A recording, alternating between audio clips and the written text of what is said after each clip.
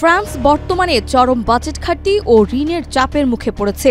এই আর্থিক সংকটকে কেন্দ্র করে প্রেসিডেন্ট ইমানুয়েল ম্যাক্রোর বিরুদ্ধে উঠেছে অভিশংসনের প্রস্তাব। বিরোধী রাজনৈতিক দলগুলো অভিযোগ করেছে, ম্যাক্রো সরকারের অদূরদর্শী ও জনবিচ্ছিন্ন নীতির কারণেই দেশ আজ এই অর্থনৈতিক বিপর্যয়ের মুখোমুখি। চলতি বছরে ফ্রান্সের বাজেট ঘাটতি জিডিপির প্রায় ৫% ছাড়িয়েছে, যা ইউরোপীয় ইউনিয়নের নির্ধারিত সীমার চেয়েও অনেক বেশি। এছাড়াও সরকারি ঋণের পরিমাণ দাঁড়িয়েছে ১২০% কাছাকাছি, যা বিগত এক দশকের সর্বোচ্চ। এই পরিস্থিতিতে আন্তর্জাতিক রেটিং সংস্থাগুলোর দৃষ্টিও পড়েছে ফ্রান্সের অর্থনীতির ওপর।